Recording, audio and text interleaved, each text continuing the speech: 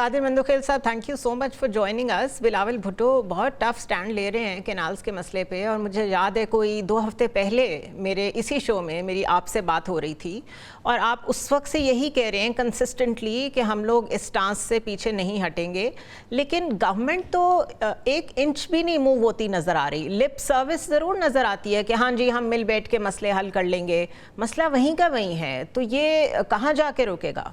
बहुत शुक्रिया। एक तो पहले आपने बिलावल साहब की स्पीच कल सुनी होगी, मैं जब सगा में मौजूद था। जी बिल्कुल। तो बिलावल साहब ने क्लियर अल्फाज में कहा कि अगर वो नहीं मानेंगे तो हम भी पीछे हटने वाले नहीं है।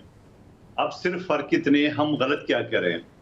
हम ये कहते हैं कि जो निगरान हुकूमत जिसको इख्तियार नहीं था, 12 घंटे पहले 8 फरवरी के इलेक्शन से पहले उन्होंने मीटिंग बुलाई इकनिक की और उनकी मंजूरी दी है, और मंजूरी को भी उसने CCI से यानी मुश्तरका मफादात कौंसिल की मंजूरी से मशरूत कर दिया। ओके। और इससे पहले 25 जनवरी 2025 को जो इरसा ने लेटर इशू किया था कैनाल्स के हवाले से, वो 2 हफ्ते पहले सिंध हाई कोर्ट उसको मुअत्तल कर चुकी है। और कल सिंध हाई कोर्ट में वफाक के जो सरकारी वकील है, जिसको एडिशनल अटॉर्नी जनरल कहते हैं, उन्होंने क्लियरली जवाब दिए कि हमने काम रोका हुआ है, कोई काम नहीं होगा, और लेकिन हमें थोड़ा सा टाइम दिया वफाकी हुकूमत का जवाब दाखिल करने का। अब और उसके साथ साथ असम्बली के फ्लोर पे इसहाक डार साहब हुकूमत की तरफ से हमें तसलियत दे रहे हैं कि कोई 1 इंच पानी भी सिंध का नहीं कटेगा। लेकिन अगर हम ये सारी बातों को एक तरफ रखे, दूसरी तरफ देखेंगे, मरियम बीबी के जो तर्जमान है उज़मा बुखारी साहिबा, वो तो हम पे इल्जाम भी लगा रही है और वो झूठे वादे भी कर रही है। और वादे से मुराद ये कि झूठे ये कर रहे हैं कि हम ये बना के छोड़ेंगे, वो तो आपको गलत साबित कर रहे हैं, आपके स्टांस को गलत साबित कर रहे हैं। और आसिफ अली जरदारी साहब ने परमिशन दी है। तो मैं आपके तौसर से उनसे पूछना चाहता हूं कि आप वकील हो, मुझे बता दो आसिफ अली जरदारी साहब की आईन कानून में कहाँ लिखा हुआ है जो कैनाल्स की परमिशन देते हैं।